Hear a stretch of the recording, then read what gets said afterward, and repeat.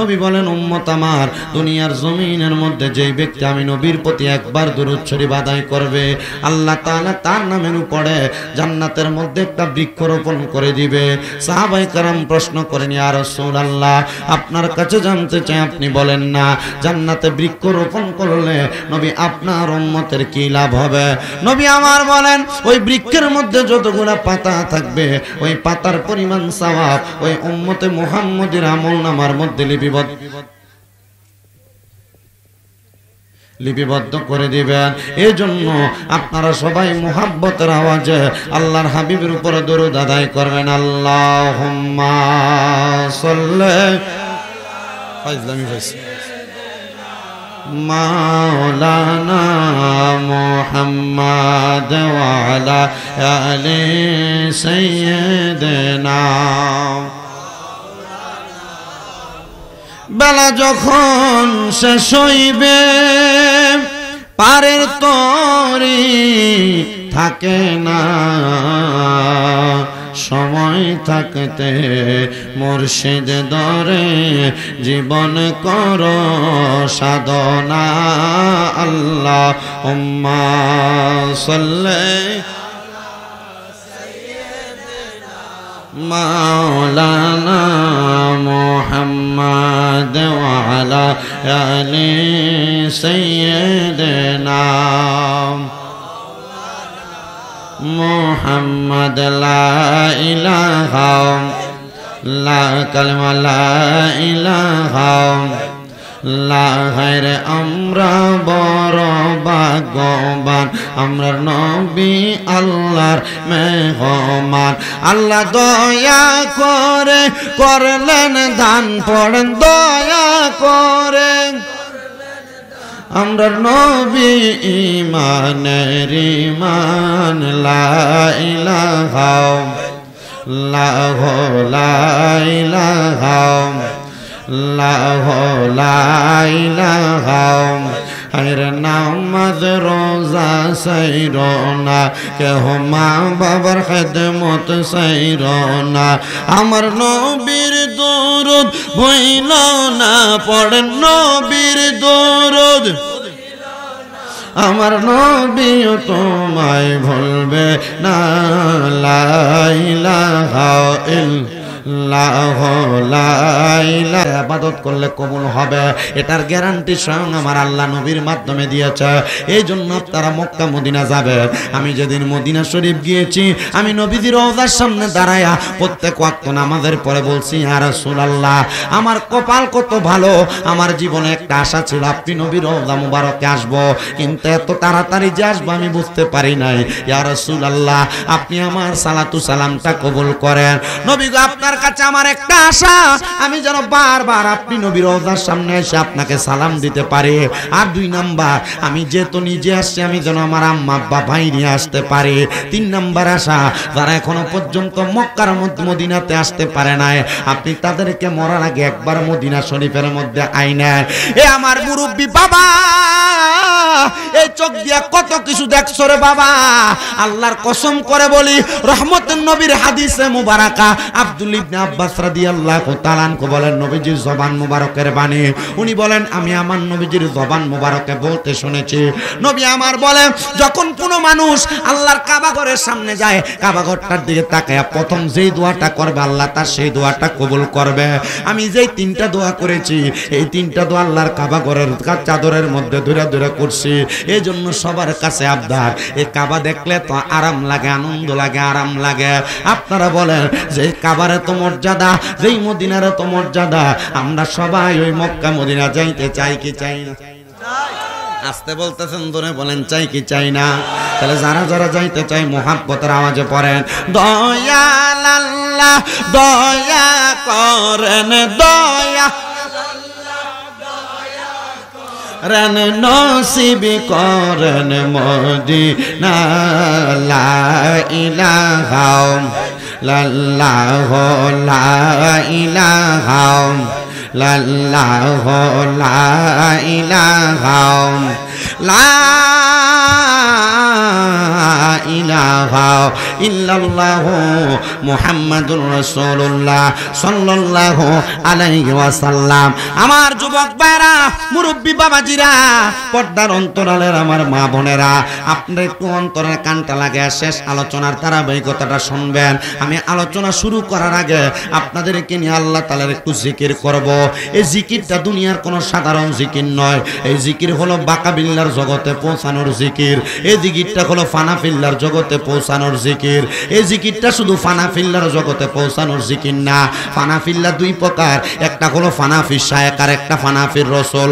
আপনি যেই দরবারের বায়াত, যেই ওলির হাত ধরে আপনি বায়াতের রাসূল গ্রহণ করেছেন, ওই ওলির জীবনে আপনি ওই ওলিকে অনুসরণ করা, ওই ওলির প্রেমে মগ্ন থাকা হলো ফানাফি শায়েখ, আর একটা হলো ফানাফির রাসূল। ওলির প্রেমে মগ্ন না হইলে আপনি ফানাফির রাসূল অর্জন করতে পারবেন না। এ ফানাফি শায়েখ আবার দুই প্রকার, এক নাম্বার হলো সুরতে ফানা, আর একটা হলো সিরতে ফানা। সুরতে ফানা দুইবার তাকওয়াবান হওয়ার কথা বললেন। দুইবার তাকওয়াবান হওয়ার কথা বলার কারণ হইল বান্দারা দুনিয়ার জমিনের মধ্যে পূর্ববর্তী মানুষের মতো চলাফেরা করে না।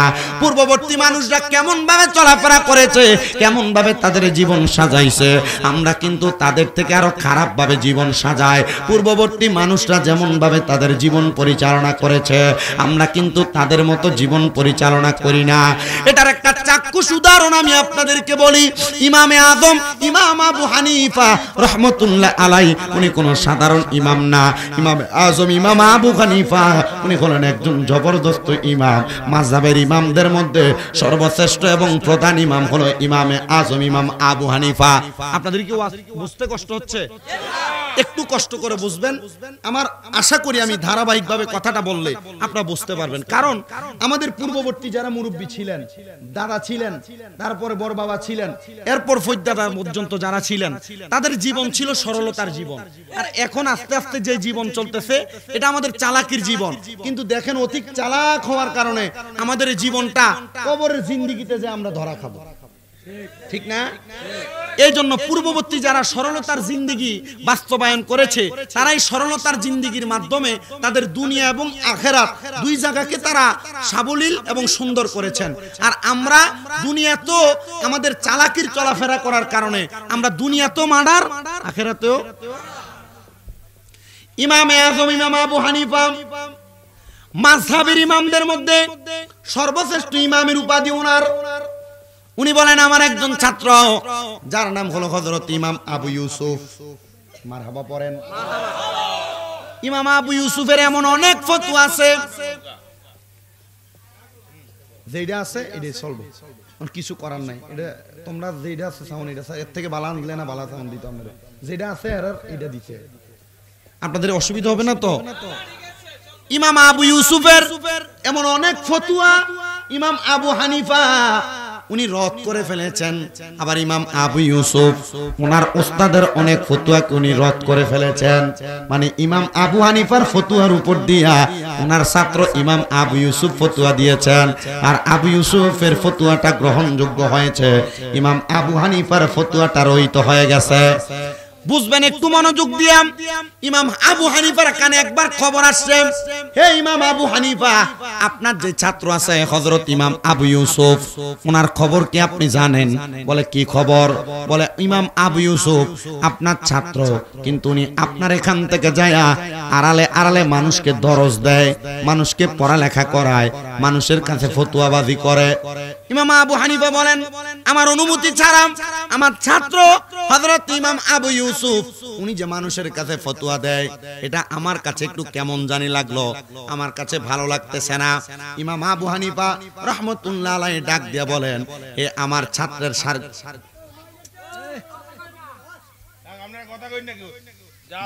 যতটুক আছে ততটুক দিয়ে শুনে, আমি তো বুঝতেছি কেমন, আমার একটু সমস্যা। ইমাম আবু হানিফা যখন শুনলেন উনার অনুমতি ছাড়া উনার ছাত্রটা মানুষের কাছে ফতোয়া দেয়, উনি একটু মনে কষ্ট পাইলেন, রাগান্বিত হয়ে গেলেন। ইমাম আবু হানিফা রাহমাতুল্লাহ আলাইহি বলেন, আমি তার প্রতি কোনো মনে কষ্ট নিলাম না, আমার মনে মনে আমি আমার রাগটা রাখলাম, কিন্তু সে যে ফতোয়া দেওয়ার উপযোগী না, আমি তাকে একটু বোঝানোর চেষ্টা করলাম। কিভাবে বোঝাবো? আমি তার কাছে একটা ব্যক্তিকে পাঠাইলাম আমার প্রতিনিধি বানায়া, কিন্তু তারা বুঝতে দেই নাই সে যে আমার প্রতিনিধি। মনে করেন আমি কইলাম আপনাদের মসজিদের ইমাম সাহেবের ছাত্র, হুজুর আমারে পড়াইছেন, পড়ানোর পর আমি হুজুরের অনুমতি ছাড়া মানুষকে ফতোয়া দিতেছি, হুজুর এটা জানে না। হঠাৎ করে একজন যায়া মসজিদের হুজুরকে বলল, হুজুর আপনার ছাত্র শামীম দাদা তো ফতোয়া দেয়। হুজুর এটা শুইনা মনে মনে কষ্ট পাইলেন, কিন্তু হুজুর ছাত্রকে বদদোয়া দিলেন না। হুজুর আরেকটা প্রতিনিধি আরেকটা ছাত্র নির্ধারণ করলেন, যে ছাত্রটা দিয়া আমি শামীম দাদারে পরীক্ষা করবে। বুঝতেছেন? এবার ওই লোককে 4টা মাসআলা শিখিয়ে দিতে। কয়টা? 4টা মাসআলা শিখিয়ে দিবেন। হে ভাইজান, আপনি হযরতে আবু ইউসুফের কাছে যাইয়া আবু ইউসুফের কাছে বলবেন, আবু ইউসুফ যেন আপনার 4টা মাসআলার উত্তর দেয়। যদি আপনার 4টা মাসআলার উত্তর না দিতে পারে, তাহলে আবু ইউসুফ যেন মানুষকে ফতোয়া না দেয়। উনি বললেন, হুজুর আপনার প্রতিনিধি হইয়া আমি ইমাম আবু ইউসুফের কাছে যাব। উনি চলে গেলেন ইমাম আবু ইউসুফের কাছে, যা বলেন, হে ইমাম আবু ইউসুফ, আপনি যে মানুষকে ফতোয়া দিচ্ছেন, আপনার কাছে আমার একটা আবদার, আপনি বলেন আপনি কি ফতোয়া দেওয়ার উপযুক্ত নাকি? ইমাম আবু ইউসুফ বলে, যেহেতু আমি ফতোয়া দেই, আমি অবশ্যই যোগ্য হয়েই ফতোয়া দেই। আমি ওয়াজ করার ক্ষমতা রাখি, আমি ফতোয়া দেওয়ার ক্ষমতা রাখি না। ইমাম আবু ইউসুফ বলে, হ্যাঁ আমার ফতোয়া দেওয়ার ক্ষমতা আছে। এবার ইমাম আবু ইউসুফকে ওই ব্যক্তি বলেন, আপনি যদি আমার 4টা প্রশ্নের জবাব দিতে পারেন, তাহলে আমি মনে করব আপনি ফতোয়া দেওয়ার উপযুক্ত, নচেত আপনি ফতোয়া দেওয়ার উপযুক্ত না। তবে ইমাম আবু ইউসুফ বলেন, আপনি আমাকে যেই প্রশ্নগুলা করবেন ওই প্রশ্নের জবাব আপনারও জানা থাকতে হবে, আর নচেত আপনার এই প্রশ্নের জবাব আমি দিতে পারবো না। বলে, ঠিক আছে, আপনার প্রশ্নের জবাব আমি দিব। ইমাম আবু ইউসুফকে সাথে সাথে তিনি প্রশ্ন করলেন, হে ইমাম আবু ইউসুফ, আমি একদিন আমার একটা কাপড়ের টুকরা নিয়ে একজন দর্জির কাছে গেলাম, দর্জির কাছে দিলাম, হে দর্জি তুমি আমার কাপড়টা সেলাই করে দাও। দর্জি আমাকে বলল, আজকে 1 তারিখ, আপনি 10 দিন পরে আমার কাছে আসবেন। 10 দিন পর আমি তার কাছে যাওয়ার পর সে আমাকে বলল, আমি নাকি তার কাছে কোনো কাপড় দেই না, মানে সে আমার কাপড় নেওয়াটাকে অস্বীকার করলো। কাপড় নেওয়া অস্বীকার করার পরে আমি গোয়েন্দা বাহিনীর মাধ্যমে তার কাপড়ের খোঁজ বের করলাম। খোঁজ বের করে আমি ওই ব্যক্তিকে বললাম, হে ভাই, তুমি তো অবশ্যই আমার কাপড় নিয়েছো, তুমি যেহেতু কাপড় নিয়েছো আমার কাপড় আমাকে ফেরত দাও। ইমাম আবু ইউসুফ বললেন, আপনি যে তার কাছ থেকে কাপড় নিলেন এটাও বুঝতে পারলাম, কিন্তু এটা কেন আপনি আমারে বলতেছেন? তিনি বলেন, অন্য কোনো কারণ না, তবে সে যখন আমার কাপড়টা দিয়েছে, কাপড়টা সেলাই করার আগে তার সাথে আমার একটা চুক্তি হয়েছে, এই কাপড়টা সেলাই করলে আমি তারে 50 টাকা দিব, 50 দিরহাম দিব। বলে, হ্যাঁ ঠিক আছে। ও ইমাম আবু ইউসুফ, আপনি ফতোয়া দেন, সে যেহেতু আমার কাপড়টা চুরি করেছে, আমি কি তারে কাপড় বানানোর টাকা দিমুনি? ইমাম আবু ইউসুফ বলে, হ্যাঁ দিবেন। উনি বলেন, না আপনার ফতোয়া হয় নাই। ইমাম আবু ইউসুফ তার প্রতি উত্তরে বলেন, না দিবেন না। ওই ব্যক্তি বলেন, আপনার এই ফতোয়া হয় নাই। আজব বিষয়, আপনি আমার বললেন আমি তাকে তার কাপড় সেলাইয়ের টাকা দিব কিনা। এখন আমি আপনার উত্তর দিলাম, হ্যাঁ আপনি দিবেন, যেহেতু সেলাই হয়ে গেছে। আপনি বললেন, না আমার উত্তর হয় নাই। আবার আপনাকে আমি প্রশ্ন করলাম যে যেহেতু টাকা দিবেনই না, ঠিক আছে আপনি টাকা দিবেন না। আপনি বললেন আমার এই উত্তর হয় নাই, তো দিবেনও হয় নাই, আবার দিবেন না এটাও হয় নাই, তো উত্তর কি? ওই আগন্তুক ব্যক্তি বলে, হে ইমাম আবু ইউসুফ, ফতোয়া হবে এই ব্যক্তি যদি কাপড় সেলাই করার আগে, আমাকে মিথ্যা বলার আগে কাপড় সেলাই করে থাকে, তাহলে সেই ব্যক্তি তার কাপড় সেলাইয়ের টাকা পাবে। মারহাবা কোন? তাহলে সে তার কাপড় সেলাইয়ের টাকা পাবে। আর যদি মিথ্যা বলার পরে সে এই কাপড় সেলাই করে, তাহলে সে এই কাপড়ের হাদিয়া মানে কাপড়ের বিল পাবে না। কেন গো? বলে এটার কারণ হইল তার মিথ্যার কারণে তার চাকরি করার বেতনটা খারেজ মওকুফ হয়ে গেছে, এজন্য সেটার বেতন পাবে না।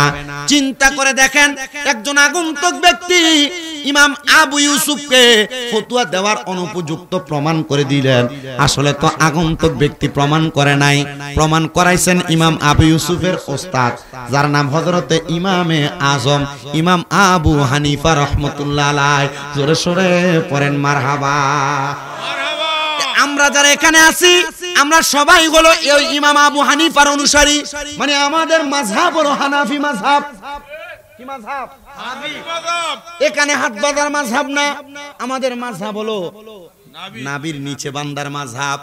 এমন একজন ইমামের অনুসরণ আমরা করি, যারা ইমামের অনুসরণ করে না, মাযহাবের অনুসরণ করে না, এরা হয়তো জানে না এরা যে শায়েখকে অনুসরণ করে, এই শায়েখকে অনুসরণ করাই একটা মাযহাবের অনুসরণ করা। মারহাবা পড়েন না কেন? মানে যারা বলে মাযহাব মানা যাবে না, আমি যুব সমাজ, মুরব্বী সমাজ, এলাকার মা বোন সবার উদ্দেশ্যে বলছি, মাযহাব মানা যাবে না এই শব্দ যারা ব্যবহার করে এদের থেকে সাবধান থাকবেন, এরা আপনাকে পথভ্রষ্ট করে দিবে, ধ্বংস করে দিবে। কথা কি বুঝতেছেন? মসজিদের মধ্যে হঠাৎ করে আইসা জোরে আমিন বলে লয়া ঘরে কি হঠাৎ বিদেশ থেকে আসছে আইসা আমিন বলে লয়ে পড়ে, তারে যদি কেউ জিগায় আপনি যে জোরে আমিন কয়, মক্কায় জোরে কয়, মদিনায় জোরে কয়, আমরা কইলে কি হইব? আচ্ছা, এটা ফতোয়ার উত্তর হইল? এবার বলে 2 নাম্বার আরেকটা ফতোয়ার উত্তর দেন আপনি। বলে কি ফতোয়া? বলে মানুষ ফরজ দিয়ে নামাজ আগে আরম্ভ করে না, সুন্নত দিয়ে। উনি বলেন ফরজ দিয়ে। আগন্তুক ব্যক্তি বলে না, উনি বলেন তাহলে সুন্নত দিয়ে শুরু করেন। উনি বলেন না, এই উত্তর হয় নাই। বলে আপনি আমারে প্রশ্ন করলেন মানুষ ফরজ দিয়ে আগে নামাজ শুরু করে না সুন্নত দিয়ে নামাজ শুরু করে, আপনি আমার 2টা উত্তরকে নাকচ করে দিলেন। আপনি আমাকে কোন উত্তর দিবেন? উনি বলেন মানুষ 2টা দিয়েই নামাজ শুরু করে। বলে কেমনে? বলে তাকবীরে তাহরিমা ফরজ দিয়া শুরু করে, আর 2 হাত কানের লতি পর্যন্ত উঠানো এটা হলো সুন্নত। তার মানে মানুষ ফরজ এবং সুন্নত 2টাই দিয়েই কিন্তু নামাজ শুরু করে। আপনি 2 নাম্বার ফতোয়া তো ফেল, তার মানে আপনি ফতোয়া দেওয়ার উপযুক্ত না। মারহাবা কোন মিয়া? উনি 2টা ফতোয়াতে ফেল, আপনি 2টা ফতোয়ার উত্তর দিতে পারেন নাই, তার মানে আপনি এখনো পর্যন্ত ফতোয়া দেওয়ার উপযুক্ত না। উনি ডাক দিয়ে বলেন হুজুর আপনি আমার 3 নাম্বার প্রশ্নের জবাব দেন। বলে হ্যাঁ 3 নাম্বার প্রশ্নের জবাব দিব। কি জবাব? শুনেন শুনেন। কোন মানুষ চুলার মধ্যে খাবার রান্না করতেছে, গোশত রান্না করতেছে, রান্নাকৃত অবস্থায় ওই গোশতের উপর একটা পাখি, মৃত পাখি পড়ছে। এবার আপনি বলেন ওই মৃত পাখি যেই গোশতের মধ্যে পড়ছে ওই রান্না করা খাবার খাওয়া যাবে কিনা? উনি বলেন না, খাওয়া যাবে না। আগন্তুক বলে আপনার উত্তর হয় নাই। উনি বলেন হ্যাঁ খাওয়া যাবে। বলে আপনার এই উত্তর হয় নাই। আরে বলো কি? যেটা বলি হ্যাঁ উত্তর, আপনি বলেন না। যেটা বলি না উত্তর, আপনি বলেন এটাও হয় না। উত্তরটা কি হবে? এবার আগন্তুক ব্যক্তি বলেন রান্না করা খাবার যদি সিদ্ধ হয়ে যায়, ওই খাবারের ঝুলগুলা ফালাইয়া দিয়া ওই খাবার যদি 3 বার ধৌত করে, তার মানে ওই খাবারটা খাওয়া যাবে। কিন্তু রান্না হয় নাই এই অবস্থায় যদি খাবারের উপরে ওই মৃত পাখিটা পড়ে যায়, তাহলে ওই খাবারটা ধুইলেও খাওয়া যাবে না। আপনি আপনার ফতোয়ার জবাব পাইলেন, আপনি আমার 3 নাম্বার ফতোয়ার জবাব পাইলেন। তার মানে 3 নাম্বার প্রশ্নের জবাব যেহেতু দিতে পারেন নাই, সওয়ালের জবাব যেহেতু দিতে পারেন নাই, আপনি যেহেতু আমার ফতোয়ার উত্তর দিতে পারেন নাই, আপনি এখন থেকে আর ফতোয়া দিবেন না। বলে আরেকটা প্রশ্ন করো। উনি বলেন 4 নাম্বার প্রশ্ন আমার, 4 নাম্বার প্রশ্ন আমার। আপনি বলেন না কোন মুসলমান যদি কোন আহলে কিতাব মহিলারে বিবাহ করে, এইটা একটু মনোযোগ দিয়ে শুনুন।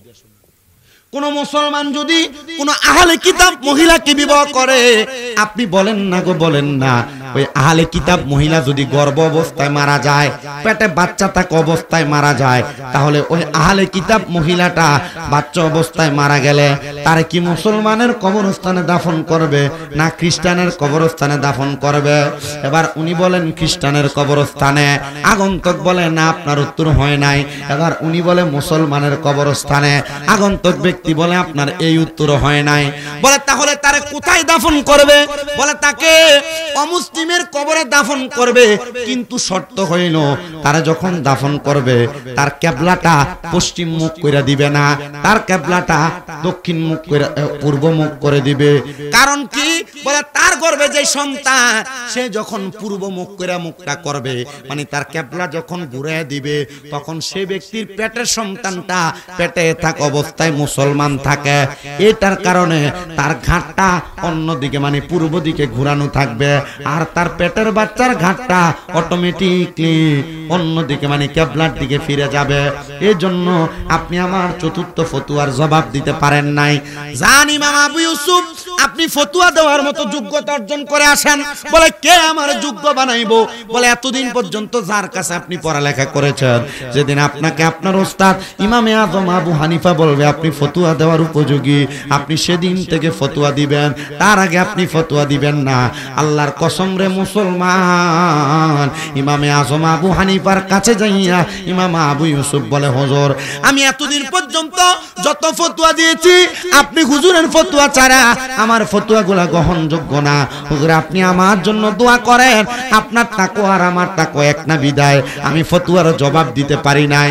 এজন্য আমি আমার এই বীরখাল এলাকার যুবকদেরকে বলবো, মুরব্বীদেরকে বলবো, আপনারা মনে রাখবেন বাবা, আপনাদের যারা মুরব্বী ছিল এই যুবক ভাইরা মাঝে মাঝে মুরব্বীদের সঙ্গে ধমক দিয়া কথা বলো, মাঝে মাঝে এলাকার মুরব্বীদের মুখের দিকে সিগারেটের ধোঁয়া মারো, মাঝে মাঝে এলাকার মুরব্বীরা কোনো কাজে পরামর্শ দিলে ধমক দিয়ে তাদের কথা ফেলে দাও। মনে রাখবা তুমি এমবিবিএস ডাক্তার হতে পারো, ভার্সিটি থেকে তুমি অনার্স মাস্টার্স করে আসতে পারো, কিন্তু মুরব্বীরা পড়ালেখা না কইরা বয়সের কারণে তাদের মাথায় যে জ্ঞান বুদ্ধি আছে তার এক কোনা বুদ্ধি তোমার মধ্যে নাই, তাদের মতো জীবন তুমি এখনো গড়তে পারো নাই। এজন্য সবার কাছে আহ্বান থাকবে আপনারা সবাই মুরব্বীদেরকে অনুসরণ করে জীবন সাজাইবেন। আপনারা বলেন এই জীবনকে পরিবর্তন করে দেওয়ার মালিক একজন, তিনি কে? মুহাব্বতের আওয়াজে বলেন তিনি কে? আরো মুহাব্বতের আওয়াজে বলেন না তিনি কে? আল্লাহুম্মা সাল্লি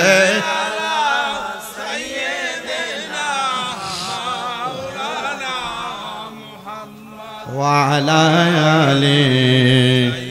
এই দেওয়াজ করলে শেষ।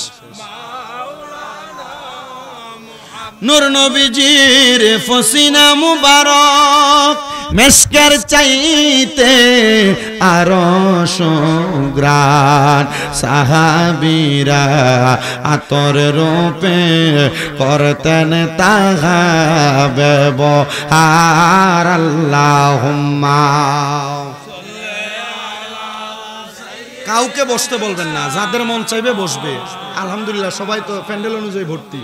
ওয়ালা আলি সাইয়্যিদ মাম অলিদের অলি যিনি গাউসুল আজম জিলানি, অলিদের অলি যিনি গাউসুল আজম জিলানি, বাগদাদে জন্ম কুতুবে রাব্বানি। বলেন বাগদাদে জন্ম কুতুবে নি, বলেন অলিদের অলি যিনি গাউসুল আজম জিলানি, অলিদের অলি যিনি জিলানি, বাগদাদে জন্ম কুতুবে রাব্বানি। বলেন বাগদাদে জন্ম কুতুবে, বংশ তোমার হাসান হুসাইনি, তুমি হইলাম ফাতেমার নয়নের মনি।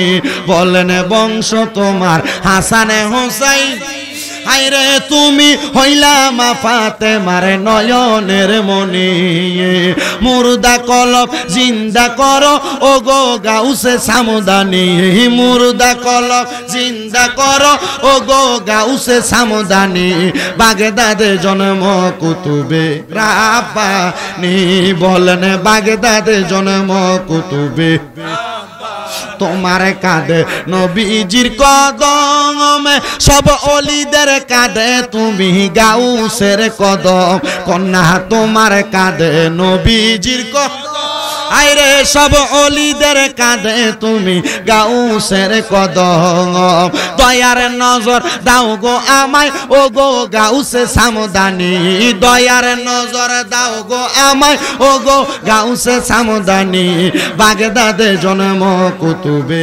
রাব্বানি কন্যা বাগদাদে জন্ম কুতুবে আমার মুসলমান ইমামদার যে তো মিলাদুন নবীর মাস চলতেছে এই মিলাদুন নবীর মাসের পরে আসতেছে রবিউল সানি মাস যেই মাস হলো আমার হুজুর বড় পীর গাউসে পাক আব্দুল কাদের জিলানী আল গিলানী রাদিয়াল্লাহু তাআলা আনহুর ফাতিহা ইয়াজদাহমের মাস যে তো গাউসে পাকের ফাতিহার মাস এই গাউসে পাক আব্দুল কাদের জিলানীর জীবনী থেকে আমরা আরেকটা মর্তবাওয়ালা বয়ান শ্রবণ করার চেষ্টা করব আপনারা বলেন আল্লাহর ওলিরা চাইলে আল্লাহর ওলিদের নূরানি সোহবতের মাধ্যমে আমাদের জিন্দেগি পরিবর্তন করে দিতে পারে কি পারে না আল্লামা রুমি ওনার মুস্তাফি রুমির মধ্যে বলেন সোহবতে সালে তোরা সালে কোনাত সোহবতে তালে তোরা তালে কোনাত যেই ব্যক্তি ভালো মানুষের সোহবতে যাইব আল্লাহ তাআলা তারে ভালো বানায় দিব আর যেই ব্যক্তি খারাপ মানুষের সোহবতে যাবে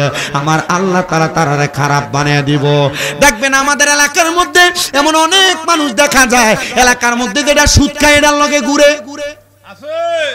আছে না নাই বাবা এলাকার ভিতরে চা দোকানের মধ্যে বইসা যে ব্যক্তি গীবত করে পরের বদনাম করে একটা কাপ চা খায়া গীবতকারীর পক্ষে কথা বলে আপনারা বলেন এমন লোক সমাজে আছে না নাই শুধু আছে বললে চলবে না বর্তমান সমাজে এমন একটা অবস্থা মসজিদ কমিটির মধ্যে সভাপতি বানায় রাখে সুদখোরেরে বর্তমান সমাজে এমন একটা অবস্থা রে বাবা মসজিদ কমিটির সেক্রেটারি বানায় বৈশা তাকে সুদখোরেরে বর্তমান সমাজে এমন একটা অবস্থা এলাকার সর্দারি করে মাতাব্বরি করে সুদখোরেরা ঘুষখোরেরা এলাকার সমাজ পরিচালনা করে সুদখোর ঘুষখোরেরা আপনারা বলেন বর্তমান সমাজে এমন অবস্থা আছে না নাই চা দোকানে বৈশা লম্বা লম্বা কথা বলে এ হারামখোর সুদখোরেরা আল্লাহ তাআলার কাছে আমরা ক্ষমা প্রার্থনা করি ওগো আল্লাহ এমন বাজে মানুষ দিয়া আপনি আমাদের সমাজ পরিচালনা করেন না এমন বদ মানুষ দিয়া আপনি আমাদের সমাজ পরিচালনা করেন না কিন্তু মনে রাখবারে বাবা এমন বাজে মানুষকে ফালায়া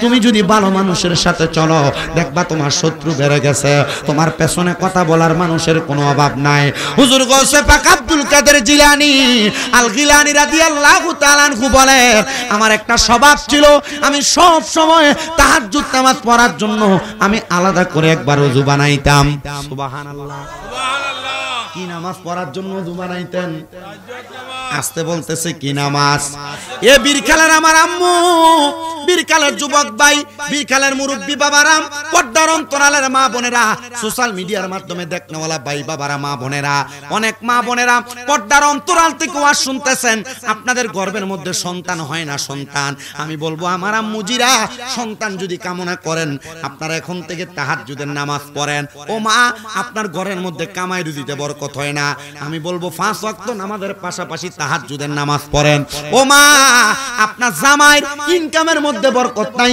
আপনি বলবো আপনারা তাহাজ্জুদের নামাজ আদায় করেন মা গো আপনার ঘরের মধ্যে থেকে রোগ বালা মুসিবত ছাড়ে না আমি বলবো আপনারা তাহাজ্জুদের নামাজ আদায় করেন পর্দার অন্তরালের মহিলারা তাহাজ্জুদ নামাজ পড়বে দূরের কথা বর্তমানে মহিলারা মোবাইলে টিকটক আর শর্ট ভিডিও দেখতে দেখতে রিলস ভিডিও দেখতে দেখতে মহিলাদের সারা দিন চলে যায় কখন ফজর কখন যোহর কখন আসর মাগরিব এশা চলে গেছে মা বোনেরা বুঝতে চায় না, বুঝে না।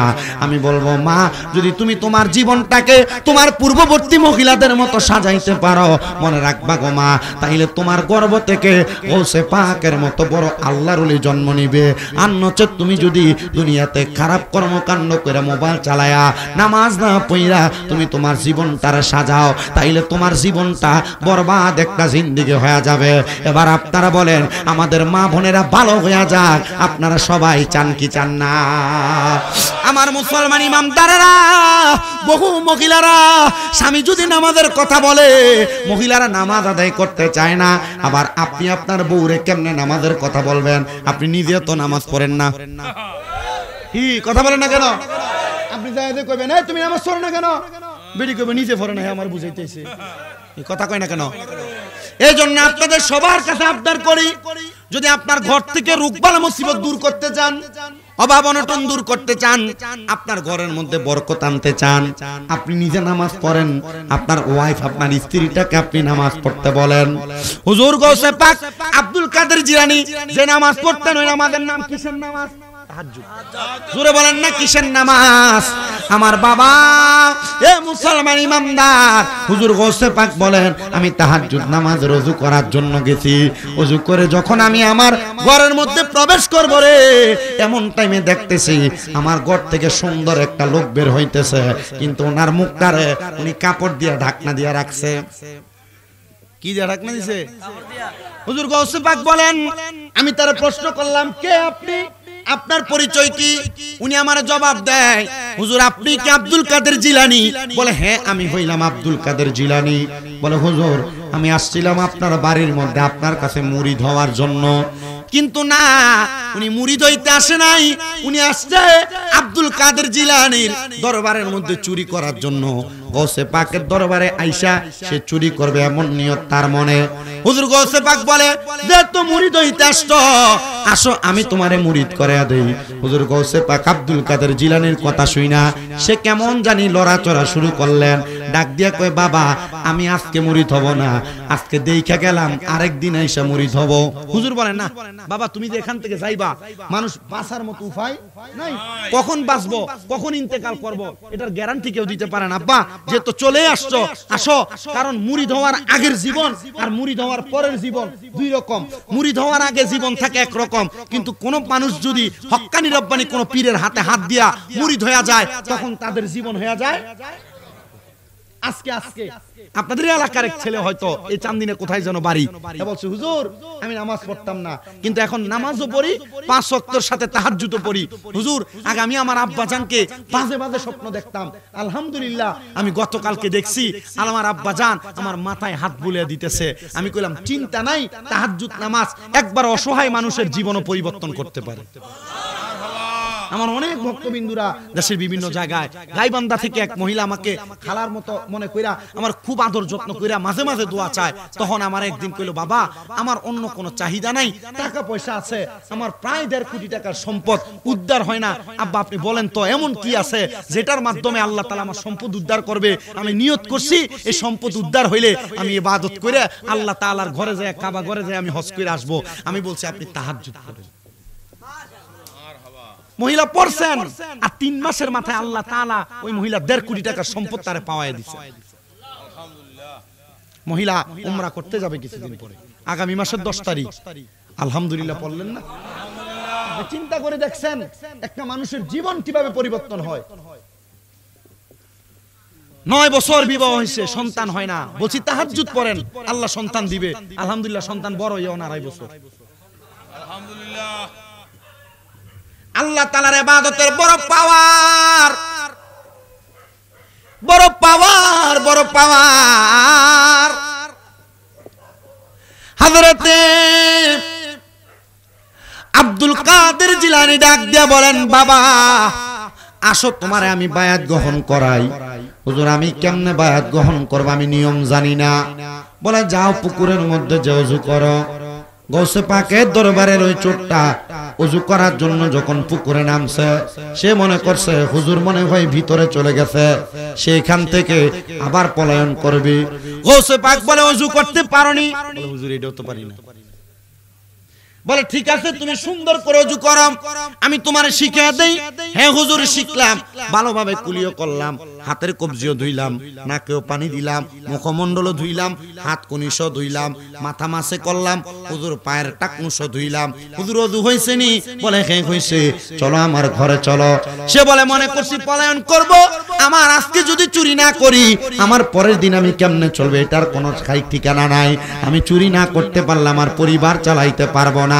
এবার গৌসে পাক তার ঘরে ঢুকে জিজ্ঞাসা করে, এ বাবা আয় আয় আয়, আমি তারে মুরিদ করাই, কিন্তু তোর গায়ে যে জামা কাপড় দেখা যায় আমার মনে হয় জামা কাপড়গুলা পবিত্র না, তুই কাপড়গুলা পাল্টা। গৌসে পাক তাকে গৌসে পাকের নিজের একটা পাঞ্জাবি দান করলেন। জোরে কন্যা মারহাবা। ওনার পাঞ্জাবিটা দিয়া বলে পাঞ্জাবিটা পরো, মাথাটা খালি দেখা যায়। গৌসে পাক ওনার নিজের একটা পাগড়ি তারে দিয়া দিলেন। চিন্তা করছেন নি বাবা, দুনিয়ার জমিনের মধ্যে থাকা অবস্থায় পীরের পাঞ্জাবি পীরের পাগড়ি পাওয়া গেছে, তার ভাগ্য কত ভালো, ভাগ্য কত ভালো, নসিব কত ভালো। এই জন্য আশেক বলে ওরে বাজারেরও সাদা মার্কি আমার অঙ্গে না লাগাইও,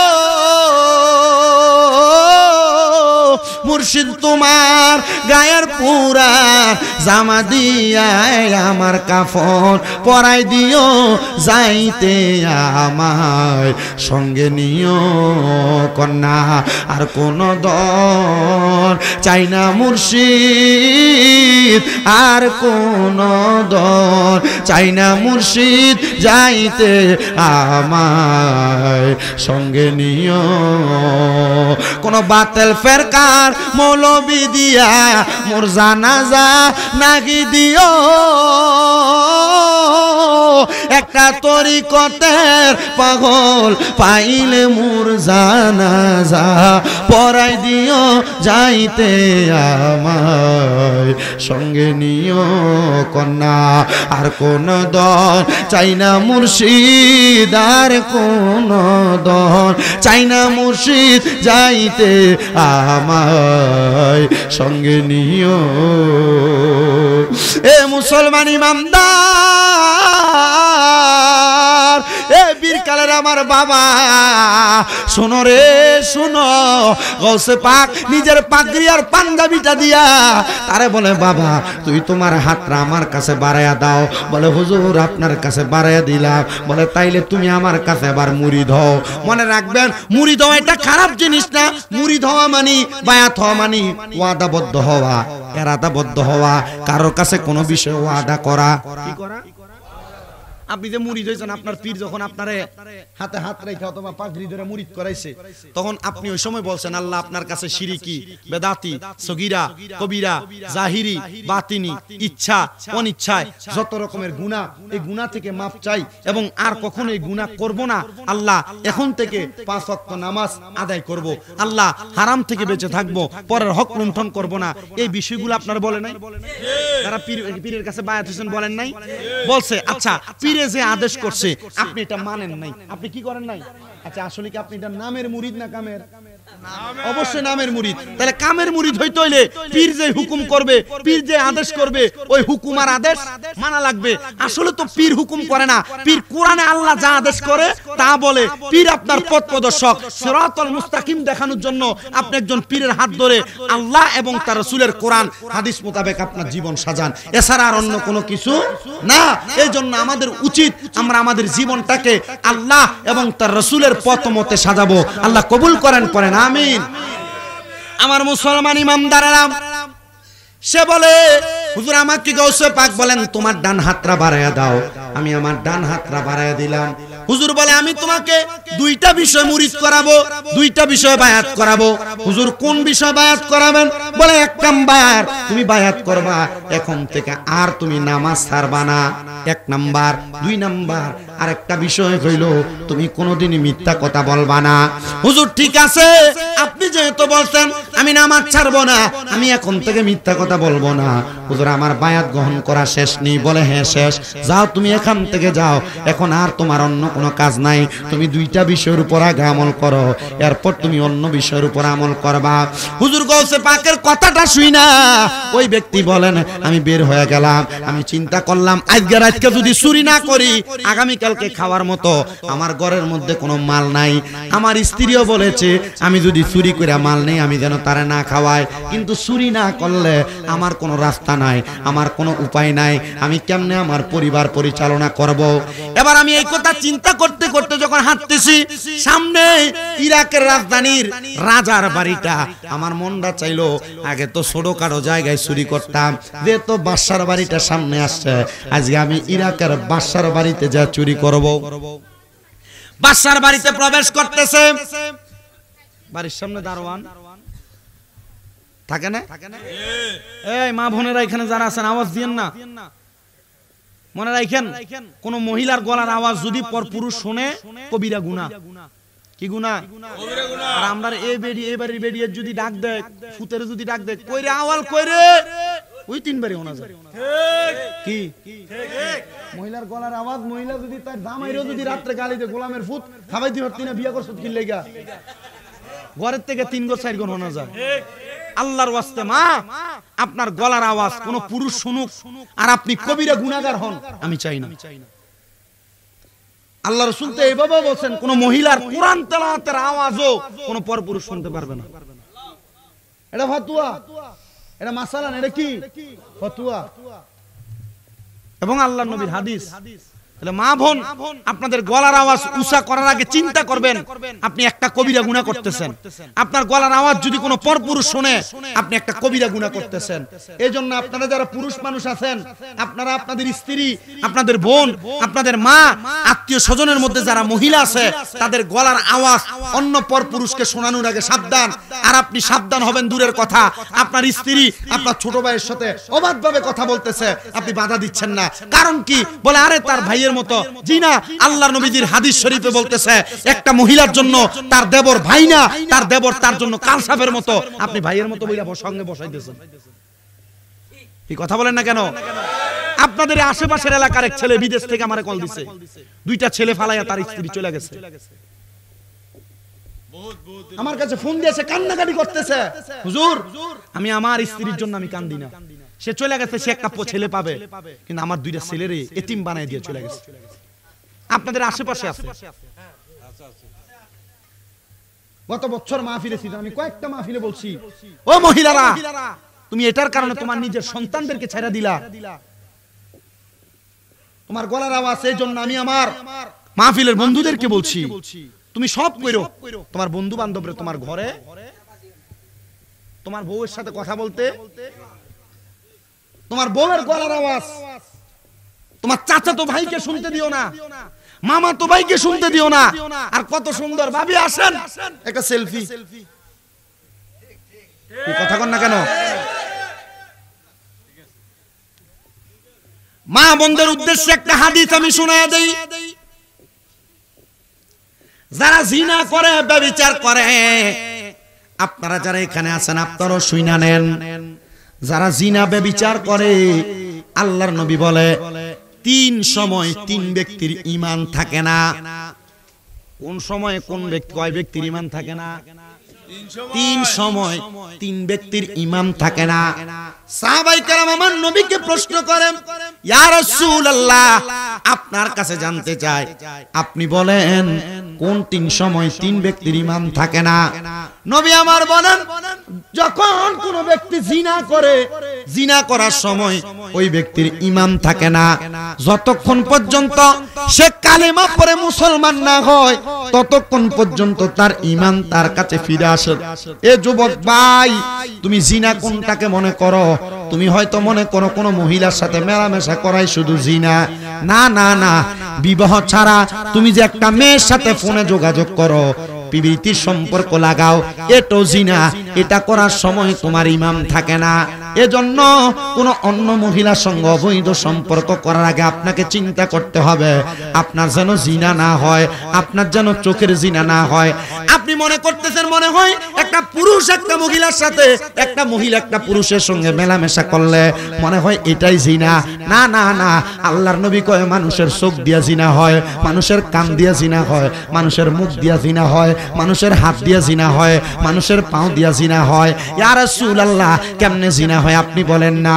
আমার নবী কয় কোন পুরুষ যদি কোন গায়রে মাহরাম পরনারীর দিকে তার চোখ দিয়া তাকায় তাইলে তার চোখের জিনা হয়। আর যদি তার স্বামী ছাড়া কোন পরপুরুষের দিকে তাকায় তাইলে মহিলার চোখের জিনা হয়। কোন পুরুষ যদি কোন মহিলার কানের কথার আওয়াজ তার কান দিয়া শুধু শোনে তাহলে তার কানের জিনা হয়। কোন মহিলা যদি পরপুরুষের আওয়াজ মনোযোগ দিয়া শোনে তাইলে তার কানের মধ্যে জিনার গুনাহ হয়। কোন মহিলা যদি তার গলা দিয়া মুখ দিয়া কোন পরপুরুষের সঙ্গে কথা বলে তাহলে তার মুখের জিনা হয়। যদি কোন পুরুষ যদি অন্য কোন মহিলার সঙ্গে তার মুখ দিয়া কথা বলে তাহলে তার আমলনামার মধ্যে জিনার গুনাহ হয়ে যায়। কোন মানুষ যদি কোন মহিলার হাতের মধ্যে কোন কারণ ছাড়া কোন অসুস্থতার কারণ ছাড়া ধইরা ফেলে তাহলে তার হাতের জিনা হয়। কোন মানুষ যদি তার পাও দিয়া কোন মহিলার সঙ্গে সাক্ষাৎ করতে যায়, মহিলা তার জন্য গায়রে মাহরাম, ওই মানুষটার পায়ের জিনার গুনাহ হয়।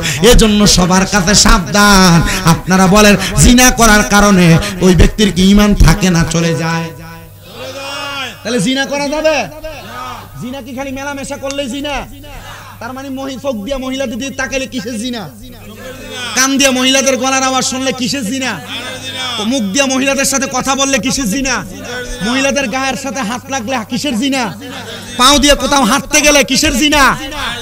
এবার আপনার সিদ্ধান্ত, আপনি জিনা করবেন না জিনা ছাড়বেন? ছাড়বো। তিন প্রকার ব্যক্তির ঈমান থাকে না। তাহলে দুই নাম্বার কার ঈমান থাকে না? আল্লাহর নবী বলে চোর যখন চুরি করে তখন তার ঈমান থাকে না। আপনি চোর কোনটারে বলেন? মনে করেন আপনার এক মণ ধান আপনার উঠানে, আপনারা ঘুমায় গেছেন, রাত্রবেলা 20 কেজি নিয়ে গেছে, আপনি জানেন না এটাই শুধু চুরি। না না, দোকানের মধ্যে আপনি চাউল বিক্রি করতেছেন, চাউলের দেওয়া লাগবে 1000 গ্রাম মানে 1 কেজি, আপনি দিলেন 3.5 পা, এটাও চুরি। কি আপনার পানিটার দাম হলো 12 টাকা, 15 টাকা বিক্রি করলে আপনার লাভ হবে 3 টাকা। আপনি চুরি করতেছেন কিভাবে শোনেন? আপনি বলতেছেন এই পানিটা আমার কিনাই হলো 15 টাকা, তুমি যদি 20 টাকা দাও তাহলে আমার 5 টাকা লাভ হবে। এটা আরেকটা চুরি। এটা কি? তার মানে চোর যখন চুরি করে, বাবা পরের গাছের ফল খেয়ে ফেলবেন টান দিয়ে রাস্তা দিয়ে যাওয়ার সময়, জি না বাবা, রাস্তা দিয়ে যাওয়ার সময় মানুষের কাছে আম জাম খেয়ে ফেলবেন, বড়ই খেয়ে ফেলবেন, আপনি মনে করতেছেন এটা চুরি? না, এটা চুরি না। তার মানে চুরি কোনটা? কারণ অনাকাঙ্ক্ষিত ভাবে অনুমতি ছাড়া সে জানে না তারে ঠকায় দেওয়া, এটা হলো চুরি। তার মানে চোর যখন চুরি করে তখন তার ঈমান থাকে না। এজন্য যতক্ষণ পর্যন্ত আপনি কালেমা না পড়বেন ততক্ষণ পর্যন্ত আপনার ঈমান ফিরে আসবে না। 3 নাম্বার, কোন নেশাখোর যখন নেশা করে, কি করে?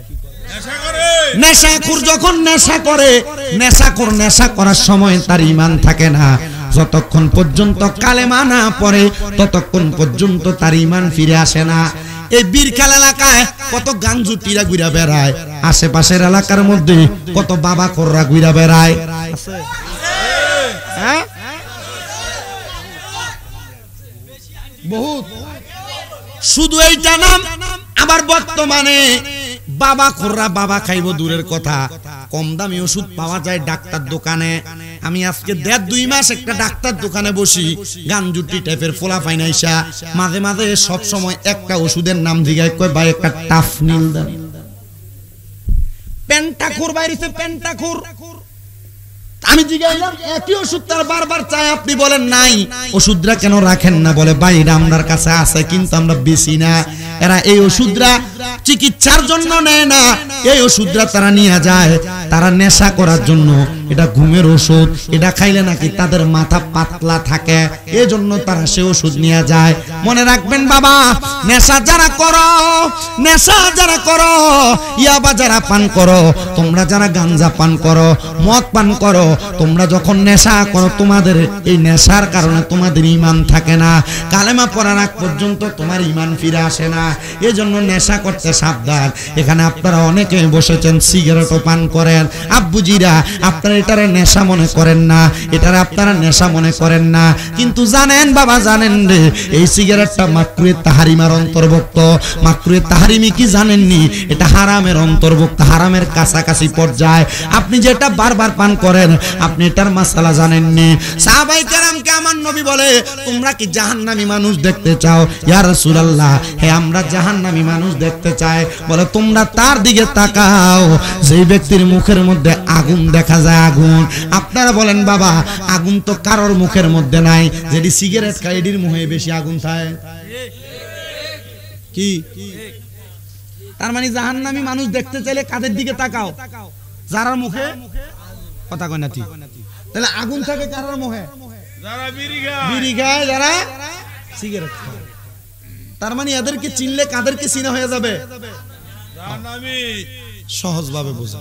আপনাদের কি কষ্ট হইতেছে? আপনারা ইশারা ইঙ্গিত দিয়েন না। চেহারা দেখলে আর ঠোঁট দেখলে তো বোঝা যায় কোনটা খাওয়িন না না খাওয়িন না।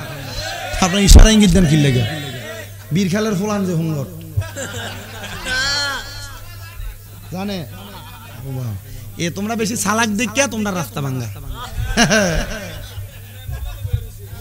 কোনটা মেম্বার? তোরা বেজ্জুতি করানোর লাইন হও না তোমরা। থাক। আচ্ছা, মেম্বার দিয়ে করতো, মেম্বার যদি চেয়ারম্যান না দেয় মেম্বারে ভাইবো। আচ্ছা, চেয়ারম্যানের যদি উপজেলার থেকে না দেয় চেয়ারম্যানে ভাইবো, উপজেলার যদি এমপি থেকে না দেয় ভাইবো। পুরা সান্দিনার এই কাদুটি আওনের যতটা রাস্তা আছে একটা ভালো রাস্তা না। তার মানে বোঝা যায় এতদিন পর্যন্ত যেটি নাচ করে খাইছে সবটি চোর, ভবিষ্যতে যেটি করতো না এটিও চোর। কথা ক্লিয়ার? বলে হুজুর এটা কইলেন কি লেগা? আপনি কারে চোর কইলেন? আরে যারা করে নাই এরা আল্লাহর কাছে কি জবাব দিবে এরা নিজেরাও জানে না। আমি আজ পর্যন্ত আমার কোনো মাহফিলে রাজনৈতিক বক্তব্য দেই নাই, কিন্তু আমি এমন জায়গায় এমন কথা বলছি রাজনৈতিক নেতারা সেটা লাগছে কিন্তু কিছু কইতে পারে নাই। সে বলবে কিভাবে? বলার মতো তার কোনো ওয়ে নাই। আপনাদের চান্দি নাই, ওই যে হাইকোর্টের দিকে যাইতে এক মাহফিলে যায় বইছি, এই এলাকার মেম্বার চেয়ারম্যান হয় এরা ভোট চুরি করে মেম্বার হইছে, আর নাইলে এরা মানুষে ঘুষ দিয়ে। আপনারা যারা আছেন আপনারা এদের থেকে 500 টাকা খাইয়া ভোট বেচছেন। এবার মানুষে কো ঠিক, আমি বললাম তো যদি ঠিক হয় বেটা যে আপনারা প্রতি ঘরে 500 করে প্রতি ভোটে দিছে, বেটা রাস্তা করবো কেমনে? বেটা তো এডিয়াকে তোলন লাগবো। তার মানে হয় মেম্বার চেয়ারম্যান খারাপ না জনগণ খারাপ। কথা কন না? আপনারা বালা মানুষের ভোটও দেন না, আবার টেহা সারা ভোট দেন না। তো টেহা দিয়া সারা দিয়ে তো ভোট দেন না, রাস্তার টেহা আইলে উপর দিয়ে ফিনিশিং দিয়ে অর্ধেক খেলা। কারণ আপনারা যে দিছে এটা তারা তোলন লাগতো না। মেম্বার কথা ঠিক আছে নি? মেম্বার লগে রেখে কই এলেছি কথা ইনশাল্লাহ। কি করবো ইনশাল্লাহ? কি হইব?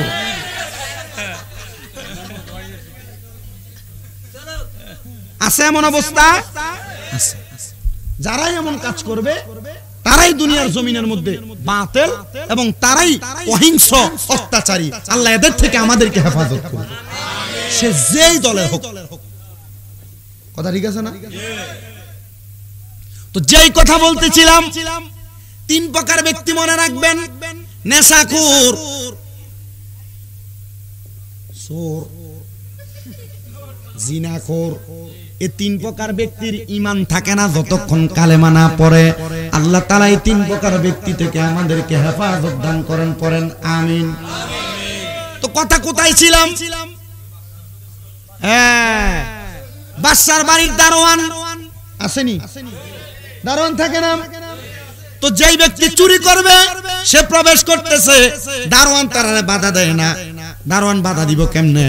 কারণ চুরি করার আগে কার দরবার থেকে আইছে? গৌসে পাকের দরবার থেকে আসছে। এ বন্ধু আমার, শুধু গৌসে পাকের দরবার থেকে আসে নাই, গৌসে পাকের দরবার থেকে আসার সময় গায়ের মধ্যে গৌসে পাকের পাঞ্জাবি, গায়ের মধ্যে গৌসে পাকের পাগড়ি আছে না নাই?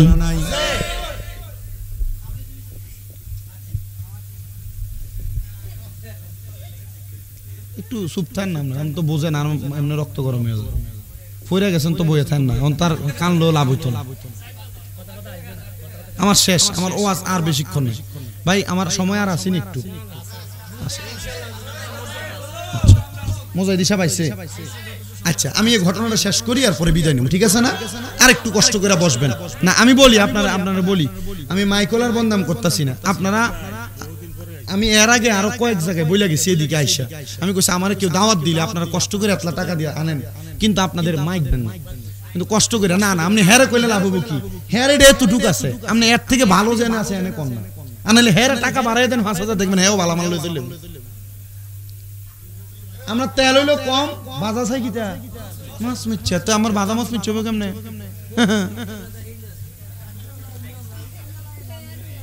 শুনেন আমার বাবা, শুনো আমি আবার তোমার বাঁচাইতেছি দেখে তুমি মনে আবার ফট করো না, তোমার মাই কেন 2টা থাউনের কথা ছিল, কই থাউন কই মাইকের? আমি তো তোমারও তুইলা দিছি, আমি তোমার ফসাইছি না, পারার ঠিক মতো জন আবার ফটর করো, ইসিকা সারা দোয়াজ করি,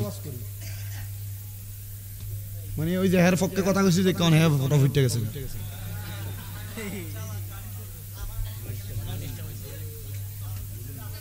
আমার আগে যে সরোয়ার ভাই ওয়াজ করলো তখনও তো এবার চিল্লেছে, মাইকে যে আওয়াজ আসছিল, এই ধরনের আওয়াজ নাই কে? আমি বেটার থেকে জোয়ান না, আমার গলার সাউন্ড বেশি না, তা আমারটা আওয়াজ হয় না কা? আর আমি তো প্রত্যেকদিন মাহফিল করতেছি, কালকেও মাহফিল করছি, আওয়াজ আছে না? আমার বাবারাম গার মধ্যে পাঞ্জাবি আর পাগড়ি ঠিক, দারোয়ানও ঠিক, ঠিক আছে না?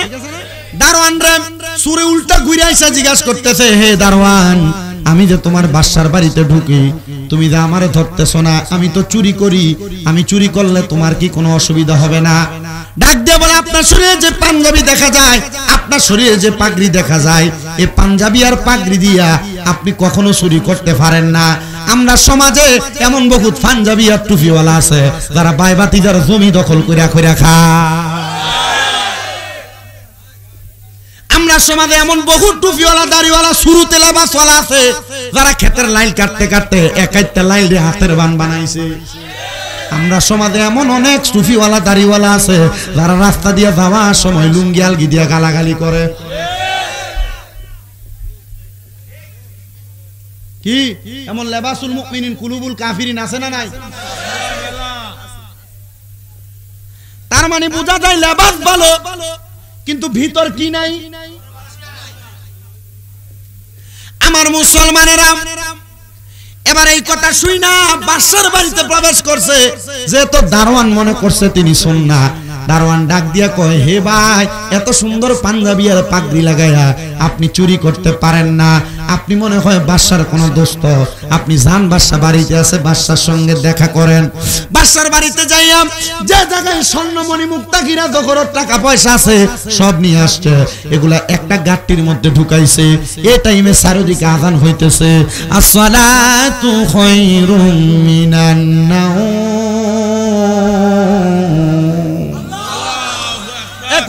যেহেতু হয়েছে মানুষ বের হয়ে যাবে, চুরির মাল নিয়ে যাওয়া যাবে না, এই কথা চিন্তা কইরা বাসার একটা ঘরের মধ্যে লুকায় গেছে।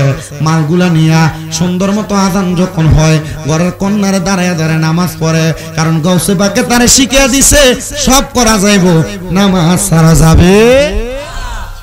নামাজ পড়তেছে, আচ্ছা চুরি করা যাইব, এটা কি গাউসে পাক শিখিয়ে দিছে? আপনি শাহপুরের মুরিদ, মাথায় শাহপুরের টুপি। আপনি রাজাপুরের মুরিদ, মাথায় রাজাপুরের টুপি। আপনি কালিয়াপুরের মুরিদ, মাথায় কালিয়াপুরের টুপি। আপনি আবেদ শাহ মাদানির বাহাদুর শাহ দরবারের মুরিদ, আপনার মাথার ভিতরে ওই দরবারের টুপি। কিন্তু আপনি চুরি করেন, আপনি সুদ খান, আপনি ঘুষ খান, আপনি ফরের হক মাইরা খান। আচ্ছা আল্লাহ কি হিসাবের বদনাম হইব? না না, আপনারা তো বদনাম করেন। শাহপুরের টুপি লাগে হ্যাঁ নামাজ পড়ে না, তো বদনাম কি হের হয় না শাহপুরের হয়? ছোট্টার দল তোরা কে কইছে দরবারের টুপি লাগে নামাজ না পড়তি? তুমি দরবারের টুপি লাগে তুমি সুদের ব্যবসা করো, আল্লাহর কসম এটা আর মুরিদ থাকে না, এটা মুরিদ থেকে খারিজ হয়ে যায়। কারণ কোন আল্লাহর ওলির দরবার বলে না যে নামাজ পড়ো না, হে তো নামাজ পড়ে না, হে আর ওই দরবারে মুরিদ থাকতে পারে? মাইজবান্ডার দরবারের মুরিদ এলাকা আসেনি? মাইজবান্ডার দরবারের কোন পীর আজ পর্যন্ত বলে নাই যে নামাজ পড়ো না, কিন্তু হ্যাঁ নামাজ পড়ে না, হের কারণে পুরো মাইজবান্ডারের বদনাম। কথা কন না কেন? কথা কন না কেন?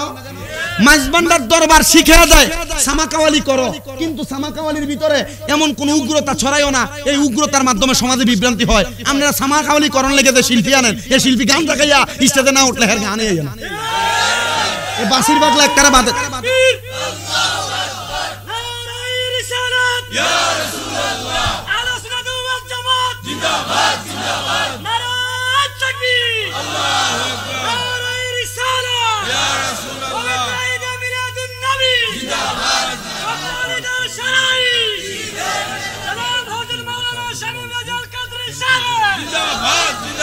তার মানে দাঁড়ায় গান বাজনা করতেছে, এরা বুঝা করে না বুঝা গান বাজনা আপনি করবেন, আপনি সামাকাওয়ালি করেন যেটা শরীয়ী বিধান আছে, কিন্তু আপনি শরীয়ী বিধান উপেক্ষা করে বেরিয়ে টেনে তুইলা গান বাজনা করবার লাগে। কি কথা কন না কেন? দরবার এটা শিখিয়ে দিছে আপনাকে, আপনি মাইক লাগাই দিয়েছেন, সারা রাত্র বাজতেছে। গত পরশুদিন আমি মঈনুদ্দিন আল মাইজবান্ডারি হুজুর কেবলার সন্তান সাইফুদ্দিন বাবার আমি একটা ভিডিও শেয়ার করছি। হুজুর কেবলার দরবার থেকে ডাইরেক্ট আদেশ, প্রয়োজন রাত্র 8টা পর্যন্ত বাজান, এরপর যদি হয় আপনি মানুষকে কষ্ট দিয়া সামা করবেন আর আপনি মনে করছেন আমল নামায় সওয়াব হবে, জি না, সওয়াবের পরিবর্তে ডাবল গুনাহ হবে। এগুলার কারণে আহলে সুন্নাত ওয়াল জামাতের বদনাম হয়। যারা এমন বাজে বাজে কাজ করে এদের সাথে সুন্নিয়তের কোনো সম্পর্ক নাই। কথা কি ক্লিয়ার বুঝতে পারছেন আপনারা? তবে সুন্নি দাবি করে বাতিল ফেরকার সাথে গোলাগুলি করে চলবেন না। সমাজে ফতোয়া নতুন নতুন ফিতনা চালু করে দিচ্ছে, আল্লাহ এই ফিতনা থেকে আমাদেরকে হেফাজত করে। এ দাঁড়ায় গেছেন আমাদের মধ্যে চারদিকে আযান, বাদশা নামাজ আদায় করতে উঠে গেছেন, তাকে দেখতেছেন বাদশার সিন্দুকগুলা খোলা। বাদশা চিন্তা করলেন, মনে হয় মণিমুক্তা জহরত গুলা চুরি হয়ে গেছে, হায় রে এটা করা যাবে না। বাদশা তাড়াতাড়ি তালাশ করা লাগলেন, তালাশ করতে করতে দেখলেন একজন বুজুর্গ, মাথার মধ্যে পাগড়ি, শরীরে পাঞ্জাবি, নামাজ পড়তেছে, পাশে দিয়ে একটা বড় গাঁটলি আর পোটলা দেখা যায়। উনি পাশে যাইয়া পোটলাটা খুইলা দেখতেছেন, ওই পোটলাটার মধ্যে মণিমুক্তা জহরত টাকা পয়সা যা আছে সব আছে, কিন্তু আল্লাহর ওলিটা দাঁড়ায় দাঁড়ায় নামাজ পড়ে। বাদশা কয়, আমি এতদিন পর্যন্ত এমন একজন হক্কানি ব্যক্তি তালাশ করতেছি যে ব্যক্তি পরের হক লণ্ঠন করবে না, মানুষের সম্পদ রক্ষা করবে। হুজুর নামাজ শেষ করেন, আমি আপনার কাছে আজকে বায়াত গ্রহণ করব। মারহাবা কইবেন না? কিন্তু যার কাছে বায়াত গ্রহণ করব কয়, এসরকে আসলে বায়াত করেন না, মানুষটা সুর। নামাজ শেষ করার সাথে সাথে বাদশা ডাক দিয়ে বলে, হুজুর আপনি আমার মাল সামান গুলা মনে হয় চোরের কাছ থেকে উদ্ধার করছেন। সোরা বেটা মনে করলেন এখন যদি আমি স্বীকার করি আমারে মারবে, কিন্তু না না, আমারে আব্দুল কাদের জিলানির মতো গৌসে পাক বলেছেন মিথ্যা কথা যেন না বলি। সোরা বেটা ডাক দিয়ে কয়, বাদশা না না না, আমি চোরের কাছ থেকে মাল বাঁচাই নাই, আমি নিজেই চুরি করছি। বাদশা কয়, দেখছুনি কত বড় আল্লাহর ওলি, একটা চোরের দায় থেকে বাঁচানোর জন্য নিজের কান্দে চোরের ফোজা নিছে। বাদশা কয়, হুজুর আপনি যে আমার বাড়িতে চলে আসছেন, আমি এতদিন পর্যন্ত একজন হক্কানি ব্যক্তি তালাশ করতেছি, আমার মনে হয় আপনার মতো হক্কানি আর কেউ নাই। হুজুর আপনি আমার এই মুহূর্তে মুরিদ করায় দেন, আপনার কাছে বায়াত করায় দেন, যদি বায়াত না করান আমি আপনার কদম ছাড়ব না। জোরে জোরে কোন মারহাবা। চিন্তা করলো আমি মুরিদ করামু, এখন মুরিদ যদি না করাই সুর কয়ে যদি ফিরে দেয়, হ্যাঁ মুরিদ হয়েছে যে সময় লাগে নাই, এই রাত্রে তো মুরিদ হয়ে আইলো। একবার মুরিদ যে তো কইবা ওযু করা লাগবে, ওযু করো। বাদশা কয়, আমি আর দূরে গেলাম না, হুজুরের সামনে দাঁড়ায় ওযু করলাম। ওযু করে বললাম, হুজুর এবার আপনি বায়াত গ্রহণ করান। হুজুর ডাক দিয়া কয়, বায়াত গ্রহণ করবা? এবার বাদশার বাড়ির ওই চোরাটা চিন্তা করতেছে, আমি কেমনে বায়াত করাবো, তাহলে গাউসে পাক আমার যেমনে বায়াত করাইছে আমিও এমনে করে বায়াত গ্রহণ করাবো। হুজুর গাউসে পাকের কথা মোতাবেক বাদশারে ডাক দিয়া কয়, বাদশা তোমার ডান হাতের তালুটা দাও। ডান হাতের তালুটা দিছেন, আর ওই চোর মানুষটা গাউসে পাকের মুরিদরা হাতের মধ্যে এভাবে হাতটা রাইখা বলে, তুমি আমার সাথে ওয়াদা করো এখন থেকে আর কোনোদিন নামাজ ছাড়বা না, এখন থেকে আর কোনোদিন চুরি করবা না, এই দুইটা বিষয় ওয়াদা করো। বাদশা ডাক দিয়ে কয়, হুজুর ও হুজুর আমি মনে করছিলাম হক্কানি কোনো মাশায়েখ আযম, হক্কানি কোনো পীর নাই, হুজুর আপনার মতো হক্কানি ব্যক্তি আমি দেখি নাই। হুজুর আপনি আমার দুইটা বিষয় বায়াত করাইছেন, ওই দুইটা বিষয় আমার জন্য বড় মূল্যবান। হুজুর আমি যদি নামাজ ছেড়ে দেই জাহান্নামেতে আমি লাকড়ি হয়ে যাওয়া লাগবে। হুজুর আমি যদি মিথ্যা কথা বলি আমার আল্লাহ তাআলা মিথ্যাবাদীকে পছন্দ করে না। হুজুর এখন থেকে মিথ্যা বলবো না, নামাজও নামাজও ছাড়বো না। হুজুর আপনি এই স্বর্ণমণি মুক্তা জহরত গুলা নিয়ে যান, তবে আপনার এই স্বর্ণমণি মুক্তা গুলার মাধ্যমে আমি আপনারে কুইজা পাইছি। ওরা ডাক দিয়া কই দেখছনি চুরি করতে আসছিলাম, কিন্তু মুরিদ করে স্বর্ণ মুক্তা মণি মুক্তা নিয়ে যায়, কিন্তু আমি যদি এত স্বর্ণ মণি মুক্তা আমার বাড়িতে নেই, আমার স্ত্রী আমার চোর বলবে, আমি এগুলা বাড়িতে নিতে পারবো না। বাদশা কই নেওয়া লাগবে, না নিলে হুজুর আমি আপনারা ছাড়বো না। এবার ওই চোরা ব্যক্তি গাউসে পাকের মুরিদরা কাদের মধ্যে মাল সামান গুলা নিয়ে যখন বের হইছে, গাউসে পাক আব্দুল কাদের জিলানীর দরবারে গেছেন। গাউসে পাক কয় হে আমার মুরিদ, বাদশারে মুরিদ করে আইছনি। কয় হুজুর বাদশারে যে মুরিদ করেছে আপনি জানেন কেমন? আমি তো চুরি করতে গেছি এনে। কয় বাবা মনে রাখবাম, যারা হক্কানি পীর কি পীর? হক্কানি। তাহলে পীরটা কি পীর? হক্কানি। আবার কোন কি পীর? যেটা মুরিদ বেরিয়ে তুলে বইয়ে থাকে এটা পীর হক্কানি নাকি? না, হ্যাঁ বন্ড বন্ড বন্ড। এটা মাথায় আছে তো?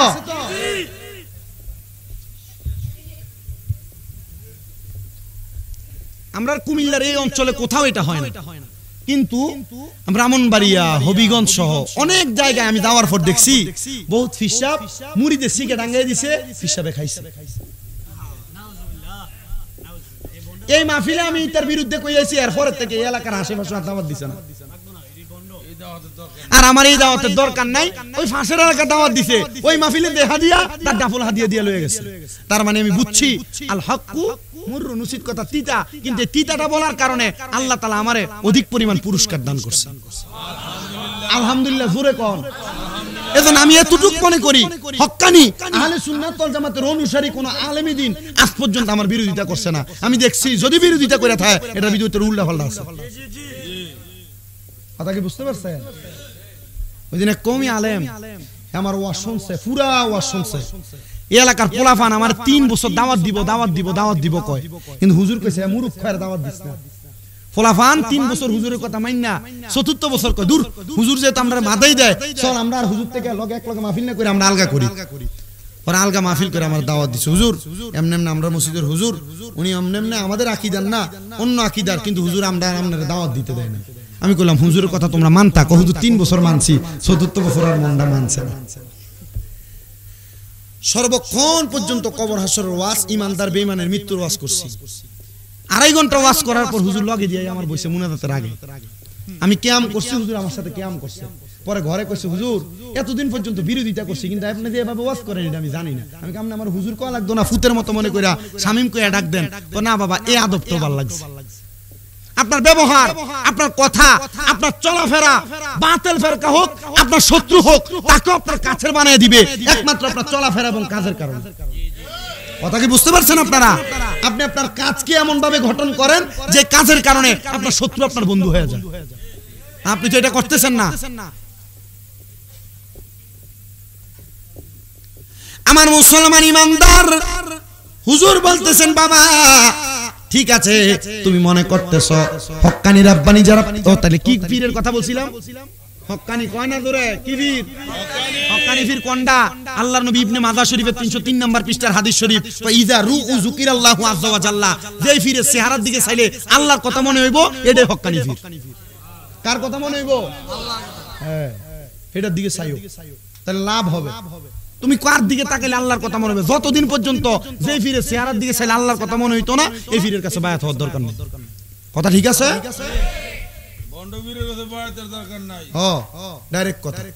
এবার শুনেন মুসলমানেরা, হুজুর গৌসে পাক বলেন তুমি মনে করছো তুমি আমার কাছে মুরিদ হয়ে গেছো, মনে হয় আমার কোনো কাজ নাই। মনে রাখবেন যারা হক্কানি পীর এরা রাত্রে ভালোভাবে ঘুমায় না, এরা তাহাজ্জুদ নামাজ পড়া ওনার মুরিদদের জন্য আল্লাহর কাছে ক্ষমা প্রার্থনা করে। আল্লাহর কাছে কি করে? ক্ষমা প্রার্থনা করেন। হক্কানি পীরেরা রাত্র বেলা ঘুমায় না, হক্কানি পীরেরা আল্লাহ তাআলার কাছে বেশি বেশি দোয়া করে। এই যে শাহিন সাহেব শ্রীকোটের আওলাদ চট্টগ্রামে আছে, লক্ষ লক্ষ মানুষ জশ্নে জুলুস করতে যায়। এই শাহিন সাহেব শ্রীকোটের একজন আওলাদ হক্কানি রাব্বানি পীর হযরতে তাহের শাহ মাদ্দাজিল্লাহুল আলী হুজুর কিবলার কাছে একদিন প্রশ্ন করছে, হুজুর রাত্রি তো আপনি বেশি ঘুমান না, রাত্রবেলা আপনি অল্প ঘুমান। হুজুর এটার কারণটা কি?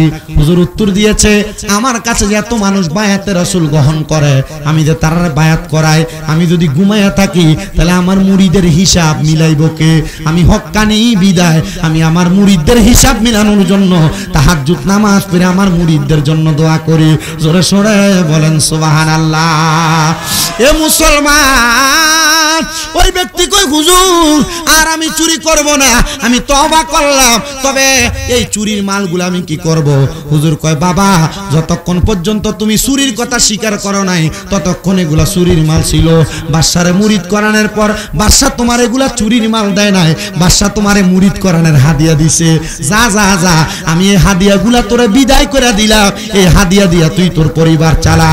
ওই ব্যক্তি ডাক দিয়া কয় আমি চলে গেলাম বাড়িতে, আমার স্ত্রী আমার চোর বলছে, আমার এলাকার মানুষ আমার চোর বইলা পিড়ে মেরে ফেলছে, এলাকার মানুষ আমার জানাজা দেয় নাই, আমার জানাজা ছাড়া দাফন করে ফেলছে, এলাকার সব মানুষ রাত্রবেলা স্বপ্ন দেখছে। এই এলাকার মানুষ, তোমরা যারা চোর কইয়া মারছো সে চোর হইতে পারে না, সে একজন কামেলে মুকাম্মেল ব্যক্তি। বলে কেমনে রে? বলে এক রাত্র আল্লাহর ওলির সোহবতে থাকার কারণে আমার আল্লাহ তার চোর থাইকা আল্লাহর বন্ধু বানাইছে, চোর থাইকা একজন কামেলে মুকাম্মেল বানাইছে। এজন্য চুরি কইরো না, চুরি কইরো না, খারাপ কাজ কইরো না, পরের হক মাইরা খাইও না, আল্লাহর ওলির সোহবতে থাইকো। ভাই বাতিদার জমি দখল করে খাইও না, নিজের বউরে নিজের জিয়ারে নিজের ফুতের বউরে বেফরদা ছাইরা দিও না। মনে রাখবা বাবা, এগুলা যদি করো এগুলার কারণে তোমার নামাজ রোজা কোনো কিছু আল্লাহর দরবারে কবুল হবে না। বেটা 5 ওয়াক্ত নামাজ পড়ে, বেটা নিজের বউ রাস্তায় রাস্তায় লারকিটু হয়, বেড়াইতে লোকের রাস্তায় দাঁড়ায় কথা কয়, আপনারা কোন এমন নামাজিও বর্তমান সমাজে আছে না নাই? মনে রাখবা, তুমি যদি তোমার বউ তোমার মা তোমার জিরে যদি বেফরদা ছাইরা দাও, এদের কারণে তুমি জাহান্নামে যাইবা, এদের কারণে তুমি আযাবের সম্মুখীন হইবা। আল্লাহর নবী বলেন একটা মহিলার কারণে 4 প্রকারের পুরুষ মানুষ দুজকে যাবে। শেষ হাদিস শরীফ বইলে আমি আমার বয়ান শেষ করি, আপনারা হুজুরে নিয়ে আসেন। আল্লাহর নবী বলে 4 প্রকার ব্যক্তি একটা মহিলার কারণে দুজকের আগুনে জ্বলবে। ইয়া রাসূলুল্লাহ, ইয়া হাবিবাল্লাহ, আপনি বলেন না কোন 4 প্রকার ব্যক্তি একটা মহিলার কারণে দুজকে জ্বলবে? বলে কোন বাবা কন্যা সন্তান জন্ম দেওয়ার পর ওই বাবা যদি তার মাইয়ারে পর্দা না করায়, মাইয়া যদি বেপর্দা ঘুরে, তাহলে ওই মাইয়ার কারণে বাবা দুজকের আগুনে জ্বলবে। 2 নাম্বার যদি কোনো ভাই কোনো সন্তান তার মারে পর্দা না করায়, ওই মা বেপর্দা হওয়ার কারণে তাহলে ওই সন্তান মার সাথে দুজকে জ্বলবে। 3 নাম্বার, কোনো ভাই যদি তার বোনকে পর্দা না করায়, তাহলে ওই ভাইটা তার বোনের বেপর্দা হওয়ার কারণে দুজকের আগুনে জ্বলা লাগবে। আর কোনো স্বামী যদি তার স্ত্রীরে পর্দা না করায়, তাহলে ওই স্ত্রীর কারণে স্বামী দুজকের আগুনে জ্বলা লাগবে। এবার আপনারা আমার কথার একটা উত্তর দেন, আমরা যদি আমাদের মা আমাদের বোন আমাদের ভাইকে আমাদের স্ত্রীদেরকে আমাদের মেয়েকে পর্দা না করাই, আমরা তো তাদের কারণে দুজকে যাওয়া লাগবে। আমরা সবাই তাদেরকে পর্দা করানোর দরকার আছে না নাই? জোরে কন্যা আছে না নাই? করাবেন তো ইনশাআল্লাহ, করাবেন তো ইনশাআল্লাহ। আল্লাহ করানোর তৌফিক দান করুন, আমিন। কতগুলা বিষয় আপনাদের কাছে কথা বলছি। 1 নাম্বার যে আয়াতে কারিমা তাকওয়ার ব্যাপারে কথা বলছি, বলি নাই? মুরব্বিদেরকে সম্মান ইজ্জত তাজিম এ ব্যাপারে কথা বলি নাই? পরের হক মাইরা খাওয়া যাবে, চুরি করা যাবে, নেশা করা যাবে, জিনা করা যাবে, এই ভালো ভালো বিষয়গুলো আপনাদেরকে বলছি। আপনারা যদি পরিবর্ধন না হন, তাহলে আপনাকে আর ভালো আলেম দিয়ে ওয়াজ করেও তাসির হবে না।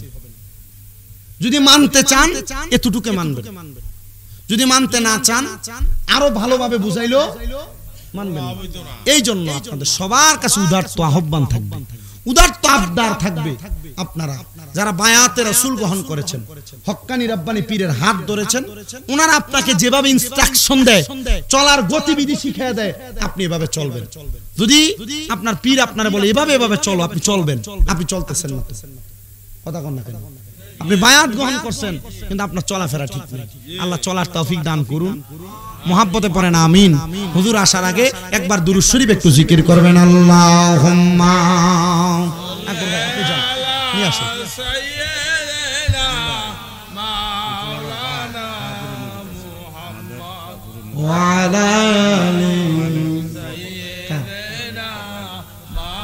মারহাবা।